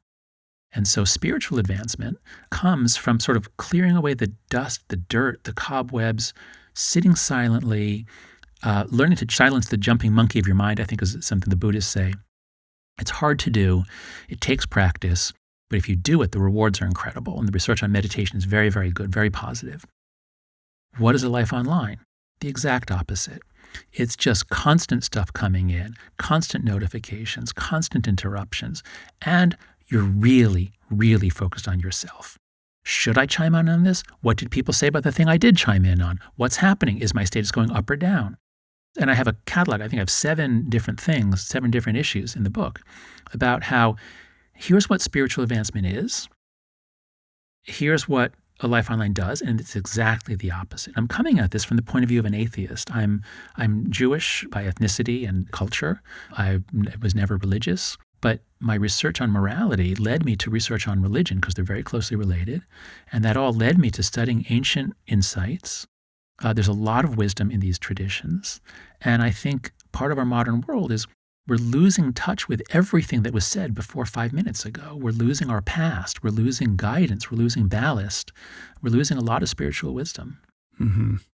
This is the most profound and important piece, I think, in this whole thing. It's this battle or this war between the ego and the advancement or the focus on the self versus self-transcendence. Yeah. So you go online, it's about you. How do you measure up? It's about what just happened, what's about to happen. It's anticipating, it's, fearing, it's, the role of the individual in terms of this collective. And it drives binary thinking. Yeah. It drives a lack of empathy.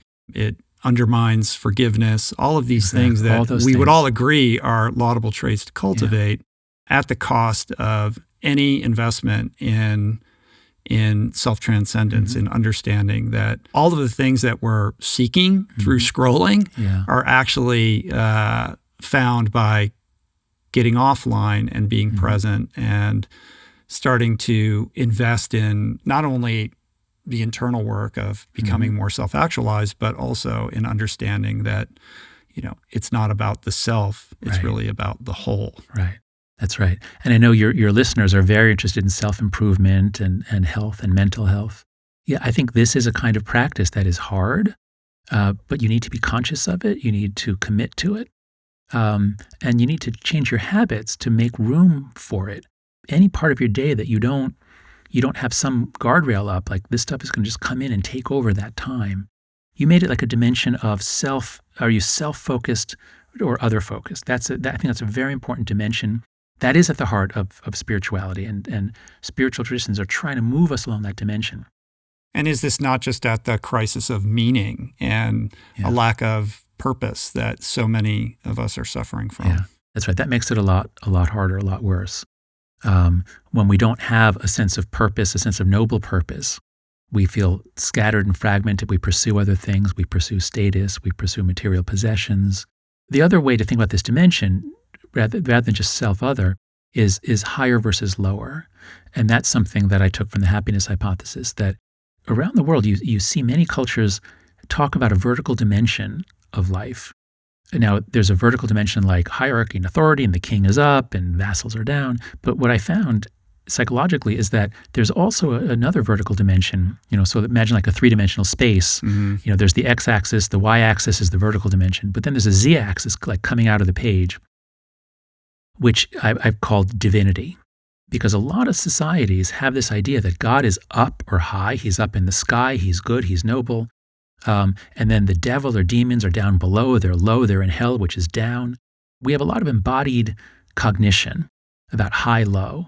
And high is also less carnal. It's more ethereal. It's more loving. It's more calm. And down below is more carnal, sensual, biological, lustful, painful. And so because you find this in a lot of cultures, that really attracts me. Whenever I find any sort of like really ornate, strange thing in multiple cultures, then I start thinking almost like Carl Jung with his theory of archetypes, like, why do these common patterns occur around the world? There must be something in our brains that are causing this to happen. So I think that thinking in this 3-dimensional space is the normal human way to think. Oh, and a lot of my thinking here was influenced by just spending 3 months in India doing research. I know you're going to India very soon. So, Hinduism is very explicit about some areas are zones of purity, some are zones of pollution. And there's a very explicit high-low sense to that. We moderns live in a world that's been stripped of that 3rd dimension entirely. There is no divinity. You just, if you like it, you do it. If it gives you pleasure, it's good. But I think people feel the loss of it because it's in our heads. So if we don't talk about it, we're sort of left wondering, like, what is this thing I feel? Why do I feel unsatisfied? I don't know. How does that play into how you think about your specialty, which is moral psychology, this idea that the answers that we're seeking and looking for are not necessarily going to be found in reason and logic, but in our instincts and in our gut. Yeah. Doing this work in psychology on the psychological foundations, I've called them the moral foundations theory, has really changed my thinking about morality and politics and a good society and everything. In the Western tradition, there's a long tradition of trying to reason our way to morality. Just as the scientific revolution, people were able to reason and use evidence to find the truth about stars and about gravity and about plants and everything. People have tried to do this in the moral world, in the social world. Can we have a science of sociology and societies? Can we have a science of morality? For hundreds of years, people have sought the science of morality. Can we prove what's right and wrong? And I'm a pretty cerebral, rational type of guy. I should be really down for that. But what this research has brought me to is realizing our communities are these emergent things. They're these sociological facts that don't make any logical sense, but they have a power of their own. And we need them. We desperately need them. We need order and structure. We need a sense that there's a moral world. We need a sense that we live in the same world as other people. This is all very irrational stuff, but it's who we are. It's human stuff. And I think we're losing that. We're losing that sense of living in a shared moral matrix. It's very disorienting. And as Emil Durkheim showed more than 100 years ago in his book on suicide, when you have anomie or normlessness, people don't feel free. They don't feel like, hey, I can do what I want here. They feel lost. They feel, why is anything worth doing? We're confused. And that's when suicide rates go up, at least in Western cultures that are sort of, in a sense, almost too free, he would say. So yes, doing this work certainly pushed me to a moral view, which is very different from what I had when I was a younger man. Talk a little bit about the solutions to this cohesion problem. How do we, reach across the aisle and develop better ways of communicating or just being present with people who see the world differently? I'm glad you put it as a cohesion problem, because that I can address. As I've been getting increasingly alarmed about American politics and democracy since 2008, when I started working on this, my first TED Talk was about the left and right and why they don't understand each other in 2008. I'm getting increasingly alarmed. And the way I see it now is, think about this complex sculpture, this complex thing, and you start it spinning, or you put it on a wheel, or like a playground spinning. You start it spinning, and you spin it faster and faster. Well, parts are going to blow off. Parts are just going to get thrown out by the centrifugal force. And what we need is corresponding centripetal force to pull it back in. We have a large secular liberal democracy with a lot of diversity. It's got lots of parts. If we were a small cohesive nation with one ethnicity, one religion, we wouldn't have this problem. We'd be very cohesive. We wouldn't have the creativity of diversity, the vibrancy, but we'd have a lot more cohesion and trust. And the Scandinavian countries used to have that. They were very small, homogeneous countries, very, very high trust. Very easy to have a liberal democracy there. So I think what we need to do is we need to think as Americans, okay, this is who we are. This gives us unique strengths. But man, we are coming apart, and we cannot function if we're coming apart.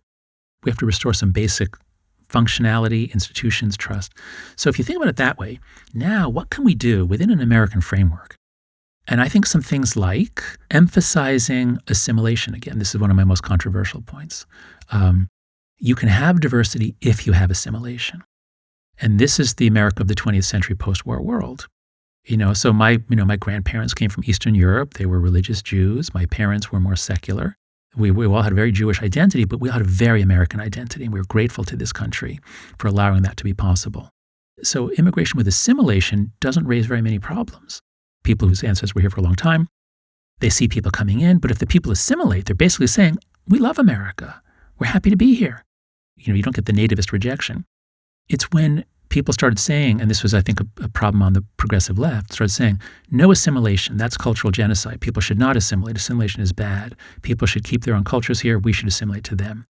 And this is happening in Europe as well, and it causes a huge right-wing reaction. It is literally reviving Nazi-affiliated parties in Europe. So immigration is a gigantic issue today in America and Europe. And I think the fault, you can point to racism on the right, but the anti-assimilationist view on the left, mass immigration with low assimilation, I think that very predictably triggers the right-wing reaction. Here I'm drawing on the political scientist Karen Stenner, a wonderful Australian political scientist.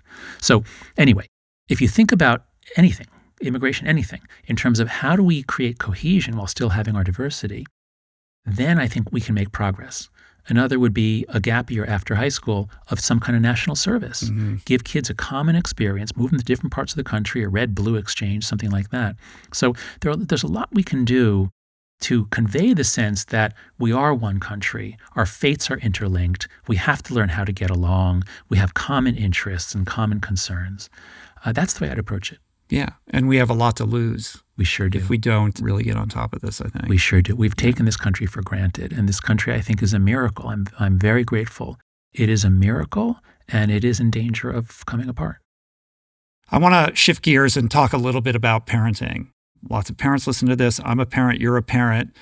You've shared a few things around how to shift our relationship with our devices, how to counsel our kids to have a better relationship with these devices. And I'm laughing because we all know how difficult this is in practicality, right? Okay, just tell your kid this, that, or the other, or these are the rules. Like, all right, well, good luck with that. That's you know what I mean? Like, putting this into motion is very challenging. And we as adults have our own challenges with our compulsive behavior around these phones. Kids pay attention to what we do, not what we say.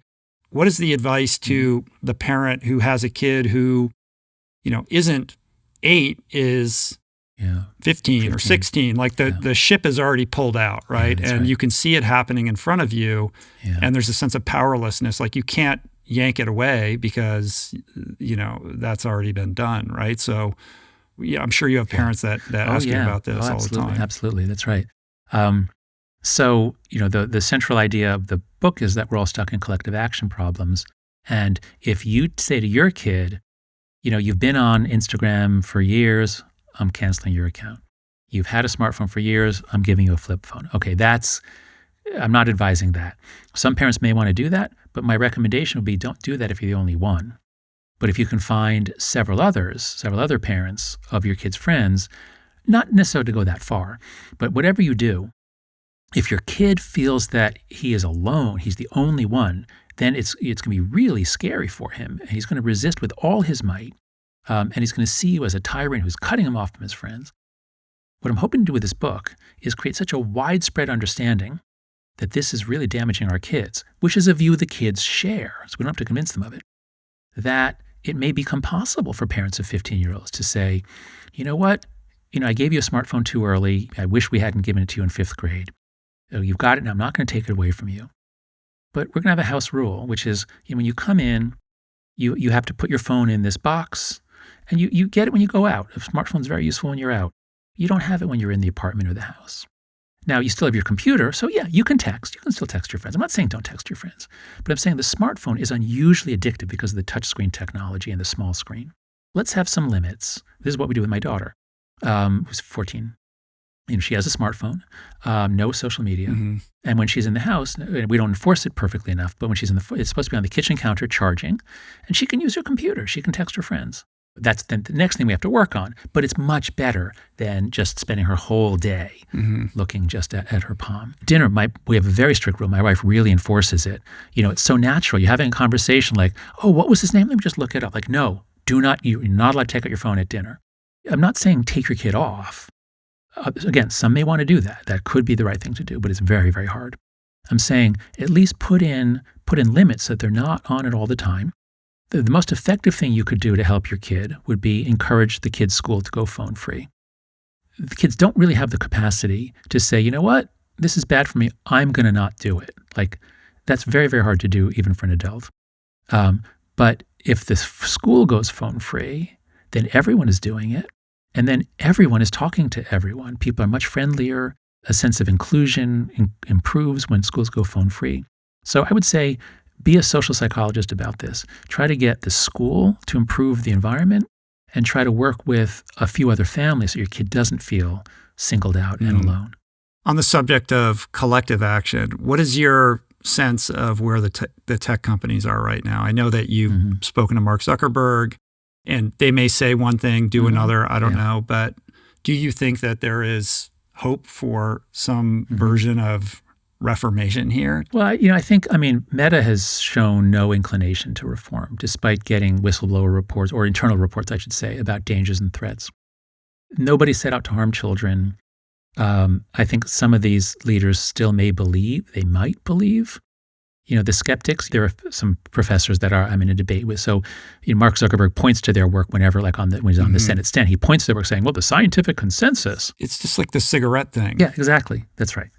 Because there are some conflicting studies that he can point to, but I don't know whether he believes that it's harmless or not. I don't know. But my sense is that because they are locked in a collective action problem, any one of them that does the right thing is going to lose all their underage users. Huge numbers of users are under 13. And any company that does the right thing, they're gone. They have to kick them off. And then they're just going to go to TikTok and other companies that won't do the right thing. So I do not see any hope for reform from the social media companies or the gaming companies until they are forced by legislation or lawsuits. This is my hope. Congress stupidly grant them immunity from lawsuits for what they publish back in 1997 or 6, whenever the Communications Decency Act was passed. So we can't sue them for what they show to our kids.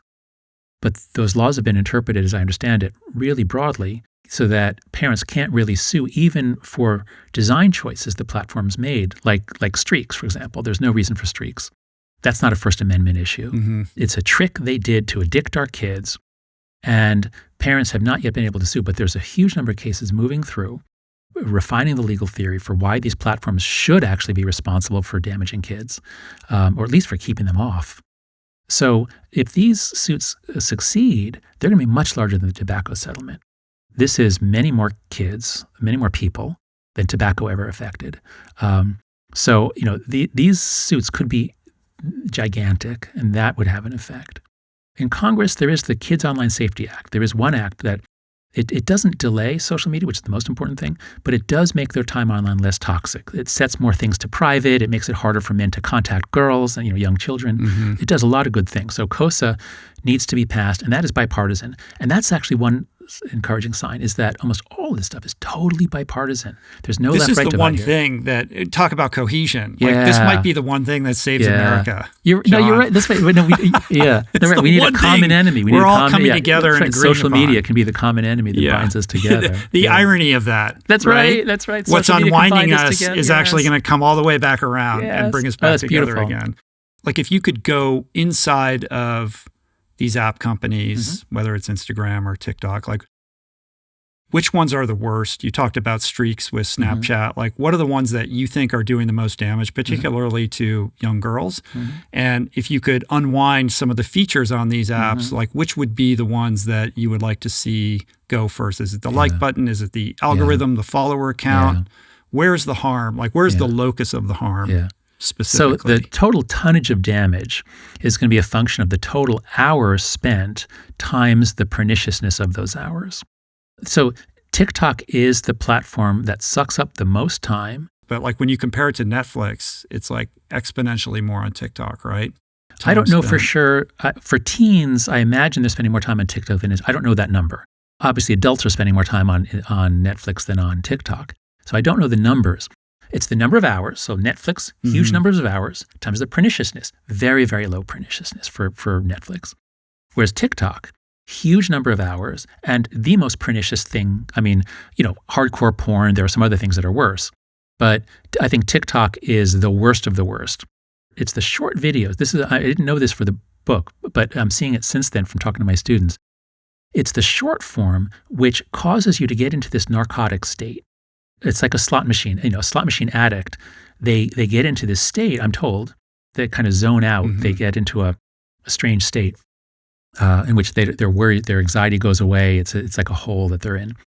So the short form videos do that, like slot machines. So I think TikTok is the worst of the worst. Instagram Reels and YouTube Shorts, I can't say that those are not as bad, but the tonnage of damage is not as high. So that's the worst. Instagram, I believe, was the worst for girls because of the incredible amount of social comparison to other girls' perfect lives, carefully edited and run through filters.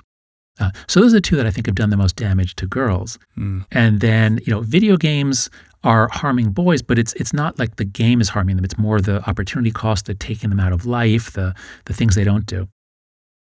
The most important thing I think that we could possibly do is not tinker with algorithms, not tinker with like buttons.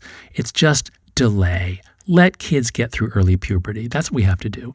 Early puberty, and even the skeptics, even the people I debate with, there's a group in Britain, even they have a publication showing that at least the correlation between harm and social media use is largest between 11 and 13 for girls. Like even they find it. So can't we all agree that the existing current age of 13, which is way too low, can't we at least all agree that it should be enforced? Like, why are 10-year-olds on Pornhub? Why are 11-year-old girls living on Instagram? We do agree. The only people who are not agreeing are the tech companies that would have to put up those firewalls to prevent younger people from logging on. That's right. That's right. So how does that get strong armed? Well, so I think that's where I think we need to be putting pressure on Congress to enforce. So Congress passed the COPPA, the Online Privacy Protection Act in 1998, I think it was. They set the age to 13. It was going to be 16 in the original bill, but lobbyists got it pushed down to 13. That wasn't about safety. That was about at what age can a child give away information without their parents' knowledge or consent? At what age can I, as a kid, tell this company about all my likes and hopes and fears, and they can take the data, they can sell the data, they can market to me? Do parents have any control over this? And Congress said 16 would be the age, and then it got pushed down to 13. Oh, and no enforcement whatsoever. No enforcement. As long as the company doesn't know that you're under 13, they're fine. So they're really motivated to not know. Mm-hmm. This is insane. This is completely insane. This is like saying the drinking age is 18, but you know what? It's up to the parents to enforce it.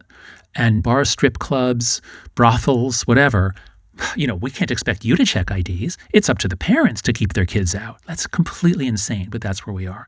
So we need to put pressure on Congress to actually do its job and solve collective action problems and provide some minimal regulation to the industry that is doing the most damage to our kids, rather than conferring on this same industry blanket immunity from lawsuits. I mean, this is the absurd situation we're in.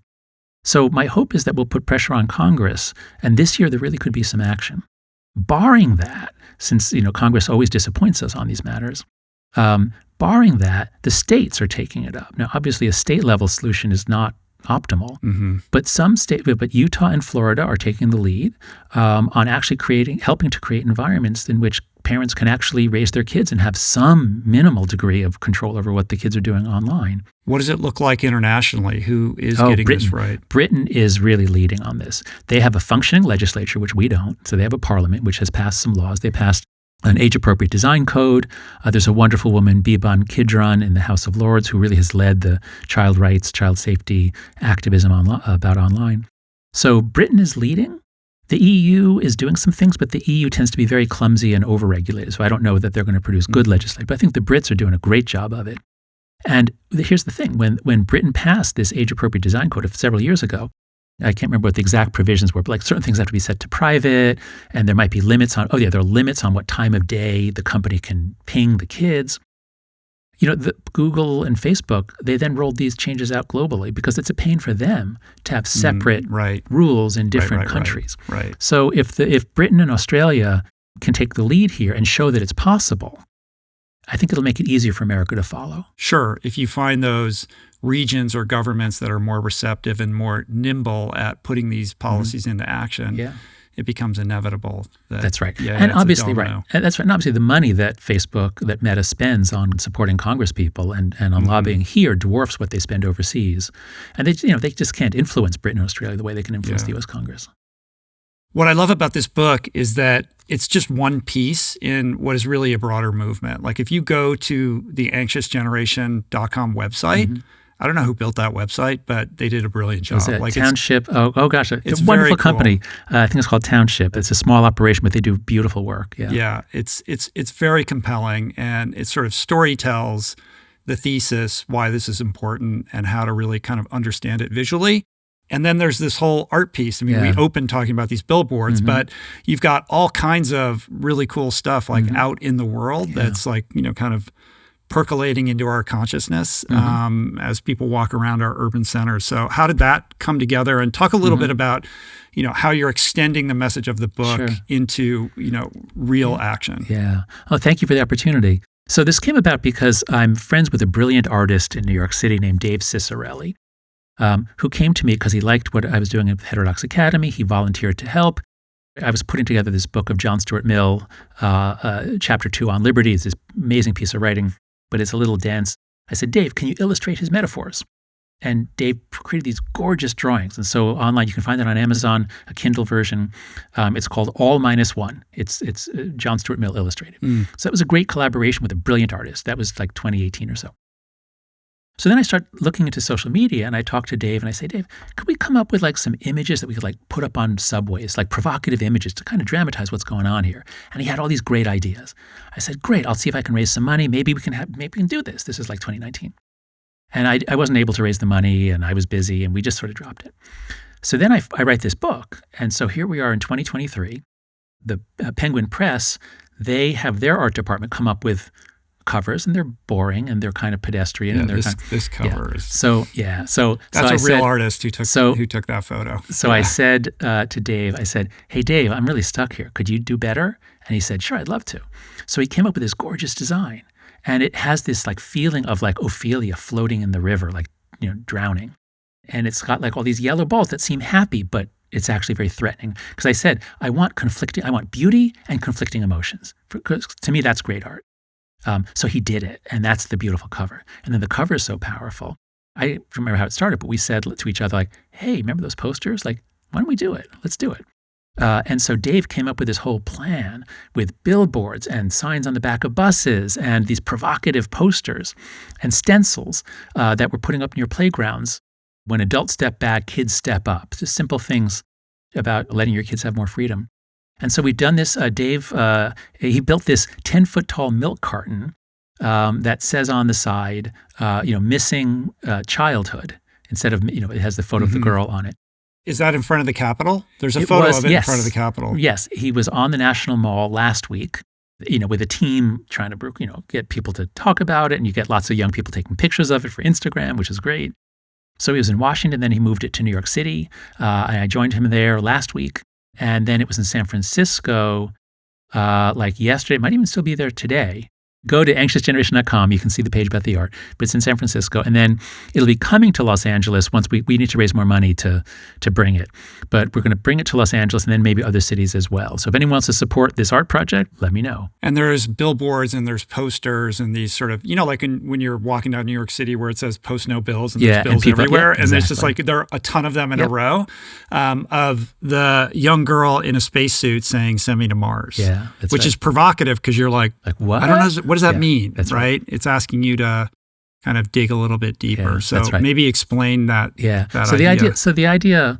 I'm an intuitionist. In my academic research, I'm best known for moral foundations theory, arguing that we don't really come to moral views because we reasoned our way. We have a gut feeling, and then we look for reasons afterwards. So if I'm trying to persuade people, I'm going to not just give them the evidence. You have to give the evidence, the arguments. That's what I do in the book. But you also have to give them the right gut feeling. And so art can do that. And dramatic images can do that. And great television or great movies can do that. And there are many points in history where a great book changed the course of history. Uncle Tom's Cabin or Harriet Beecher Stowe. There are all sorts of cases where some literary work got people to feel something. So that's what we're trying to do with the art project and with the book. And so some of the images, one of them made up by Lenore Skenazy, who wrote Free Range Kids, where she works with us. It says supervision is love, and it looks like Big Brother. Dystopic. Yeah, it's dystopic. 1984. Because the way we're raising our kids is from straight out of 1984. I mean, this insane paranoia. Dave has created these and they're beautiful. They're beautiful and also a little shocking. So we're trying to illustrate the metaphors and tap into people's gut feelings. If we just manipulated gut feelings, that would, I think, not be honest. That would be like a demagogue. But since I think, I marshal all the evidence, the research is in the book, but then also having the gut feelings. That's why we're doing the art project as well. But it is leading. I didn't want to start a movement. I'm very busy. I'm an academic. I don't want to run anything. But wherever I go, whatever we do, people are coming forward saying, can I help? I hate what's going on. I hate what this did to my kid. I hate what this is doing to kids today. So if you're listening to this, if you want to be part of the movement, just for starters, just go to anxiousgeneration.com, scroll through the main webpage that kind of tells the story, as Rich was just describing, kind of narrates you through. And at the bottom, we have a place where you can just put in your email address and we'll keep you posted. I don't have a 501c3. I don't have a way to... I think you can also download a PDF. There's sort of helpful tools for parents as well. Yes, thank you. Yes, that's right. We have, if you go to the resources page, you'll find we have a lot of tools for parents and for teachers and schools. If you want to have encourage your kid's school to go phone free, we have a petition or a letter you could send. You just copy that text. You can modify it yourself and send it in. So we want to make it easy for parents especially to escape from these collective action problems, to coordinate with each other. And there are a lot of groups. We have a list of 30 groups that are helping people do that, Wait Until 8th. We have resources for parents. We have lots of additional research. So there's a lot of resources there. I hope people will go to anxiousgeneration.com. So instead of waiting for collective action at the highest level, organizing your own collective action in your local communities. Yeah. That's right. Start with just a few families, because almost every parent is already on a text thread with the parents of 3 other kids who had a play date once. So we're all generally connected in small groups. You can start in small groups. All it takes is 3 or 4 families, and suddenly you have a group of kids that are playing with each other after school rather than sitting and scrolling all day. And then they don't feel left out. Right.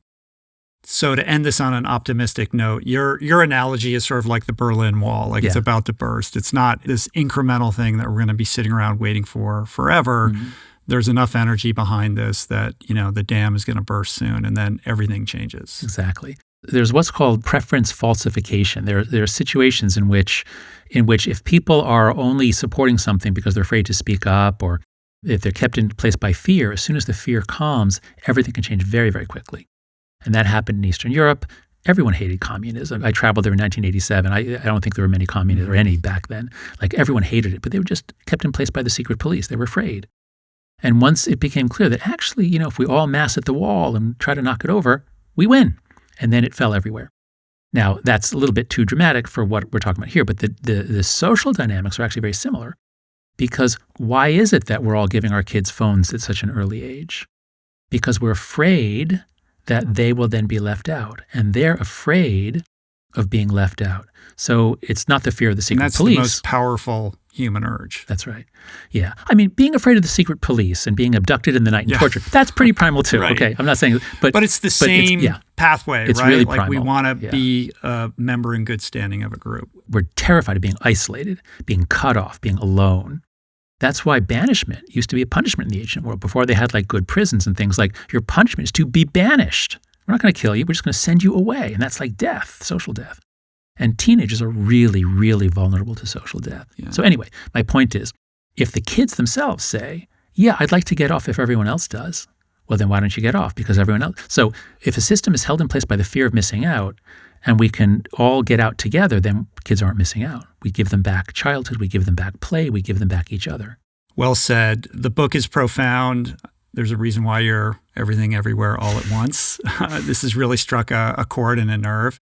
And it is the one thing that we can all agree upon, I think, except for a little quibbles over there at Nature, a few other people. But that's normal. Yeah. Debate. It's good. And I want to thank you publicly for putting the work into doing something like this. It's a great public service. And I am at your service if there's anything I can do to help you or to help this mission. So I appreciate you coming here today and sharing. Oh, thanks so much, Rich. Yeah. Thanks for giving me the chance to talk to your audience. And and thanks for drawing me out and raising the devil's advocate questions. That's how we learn, and that's how we explore the complexity of the issue. So thank you.